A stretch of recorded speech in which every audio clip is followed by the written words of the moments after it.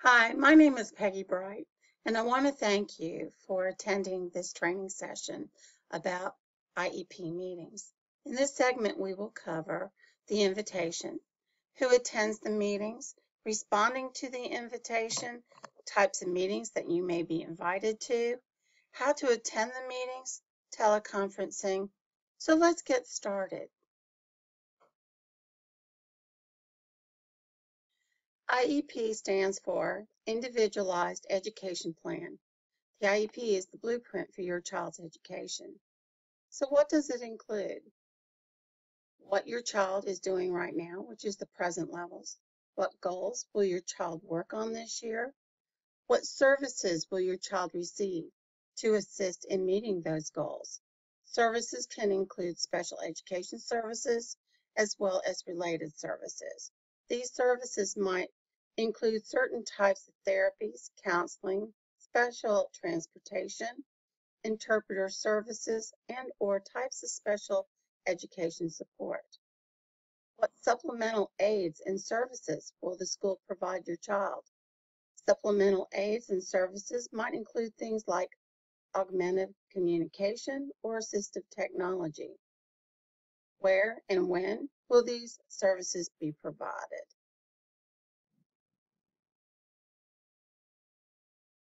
You've been invited to attend a meeting. So what do you do now? Well, invitations to meetings are sent by email by your student's case manager, as well as other confidential documents, such as an IEP, a BIP, which is a behavior intervention plan, amended IEPs, eligibilities, and parent consents, as well as other documents that are confidential. The invitation will be password protected with the student's date of birth, such as MMDDYY. For example, if your student's birthday is 09/19/2001, the password would be 09/19/01.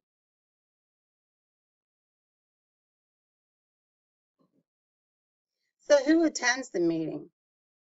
To have a diverse team of making decisions about your student, we have in attendance a case manager, the general education teacher, an LEA teacher, and any related service person who has worked with a student or may work with the student. In some cases, additional special education staff may be invited. You are encouraged to invite people you think will help provide information about your child. If you do have people that you would like invited to attend the meeting that are not on the invitation, just contact your case manager and they will take care of this for you.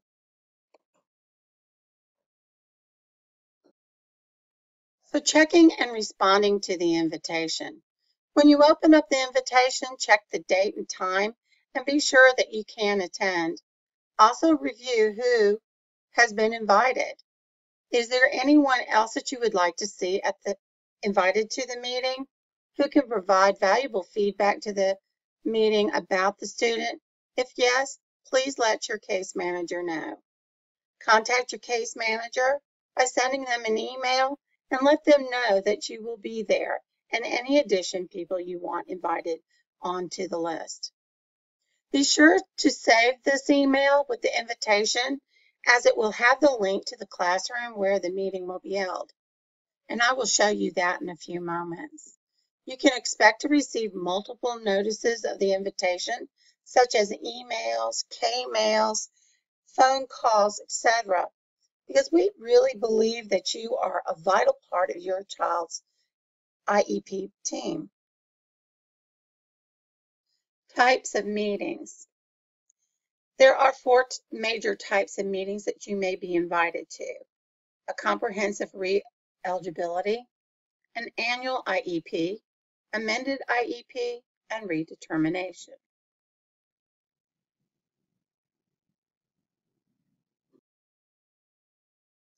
Comprehensive re-eligibility. All students served in special education must have a current eligibility.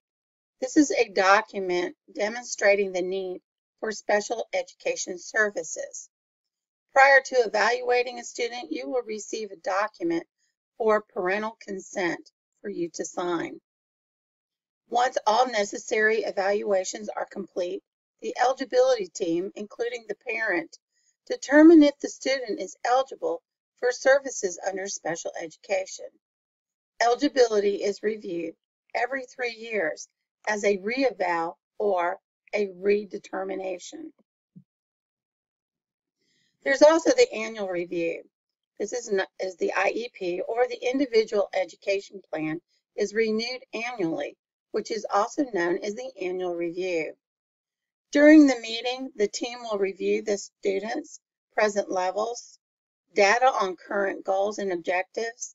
They'll develop new goals and objectives, determine the least restrictive environment to achieve student success, statewide testing, accommodations for classroom, and also related services. If necessary, the team may develop a behavior intervention plan or a transition plan. A transition plan generally starts from 8th grade all through high school. The purpose of having a transition plan is to provide needed education for employment, daily living skills, as well as community involvement. This is also something that is mandated. We must have this transition plan completed with goals and objectives. Amending the IEP. During the school year, changes do occur. We are able to amend the IEP for necessary changes and or just adding to the current IEP. An example of that would be is if you had an eligibility that determined that the student needed speech. We would then go in and amend the IEP to add speech goals and objectives, as well as updating present levels. Redetermination. The process for redetermination is when a committee consisting of a school psychologist, speech therapist, a case manager reviews the student's current evaluations and student data and determine if a student needs updated testing to continue to meet the criteria for services with special education, or that the team has sufficient information to continue services. This is done every 3 years to ensure that students are able to continue to receive special education services. These meetings are also critical for parents to attend.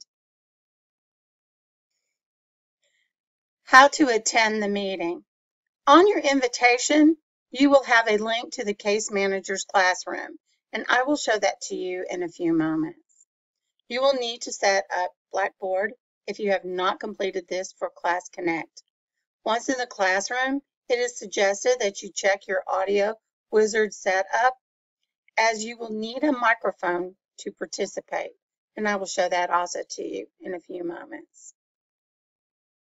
So at this time, I'm going to show you how you would take your invite and how you would actually access into the classroom.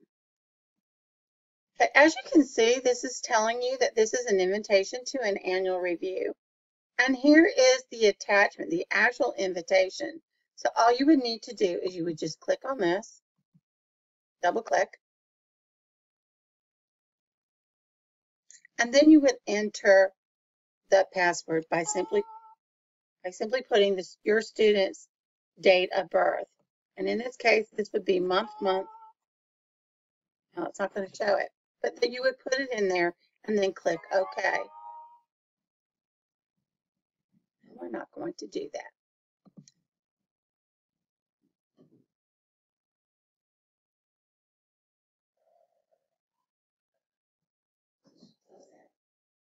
Also, if you take a look at this, the email, this is why it's important to save it. You can see right here underneath the signature, it says click to enter Mrs. Bright's classroom. You just hit Control click, excuse me, to enter. And you're going to get a page that looks like this. This is from Blackboard Collaborative. And you just simply put your name, and hit login. It's going to prompt you to do a lot of actions, such as open and also run.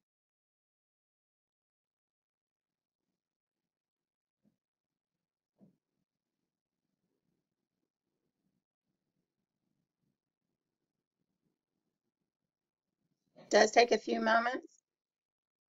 It is working.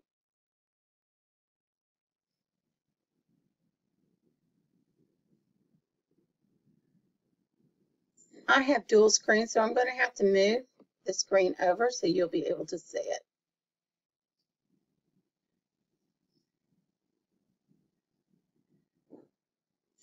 All right, so now that you're into the classroom, you're going to be able to see a list of all the participants here, and then also shows that you're in the room, and down here is the chat. I don't have moderator rights. I can't set this up so that you can do that. But here's where you could type in like saying hello, or you could say no to something that you may not agree with, or you have something you want to add. Also, right here is the talk button. You'll be able to turn your microphone on and be able to talk to the group. Right here is where you would actually set up Wizard, and it's going to take you through asking you to check out your sound. Are the speakers loud enough? Do you want, let's say it's okay, you would click OK. You could turn it up.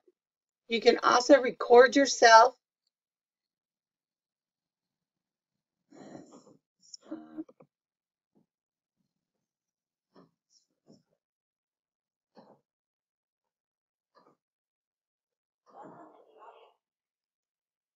That's how you can tell whether or not it's loud enough. Are you able to set the speaker volume? Let's say yes. Now you can actually record. Hi, my name is Peggy Bright. You're going to play it back. And if it's, again, if you can't hear it, then you may need to go in to some other settings and it'll prompt you to do that. So everything is fine. It's now complete. You're ready to go. If you need to go in and actually adjust this, you would need to go into your computer and go into audio and fix it there. Other features on this include, sometimes we'll ask everybody to let us know if they can hear us. So we'll ask you to give us a smiley face. You could do that here. And as you see, it shows a smiley face and it will disappear. Let's say, for instance, you want someone's talking and you need to get their attention. I recommend raising your hand. This lets everyone know that you want to say something. Before the meeting, I usually come in about 30 minutes to 45, about 30 minutes prior to a meeting. And then I may have to go and leave the room for just a minute, or I'm working on something, so I will click away. And I think this is an important thing. If you need to leave, or if you're there and you're walking away from your desk or your computer, just to put away, that way people know that you're not just sitting there and they won't start talking to you. All right, so I'm now back. You can see when I clicked it, away it disappears. Sometimes what we'll ask you to do is for everyone to poll and vote. This is where you would do this. Here is yes, this is no, and this is none. Again, this is a real important part of the meeting, is especially on a eligibility. You'll be asked whether you agree or disagree. Teleconference. If you cannot attend a meeting online for various reasons, you can attend by phone. You will need to contact your case manager so they may get you patched into a conference line call. I personally want to thank you for attending today's video. If you have any further questions, please feel free to contact your case managers of any questions or concerns. Have a great day at GCA.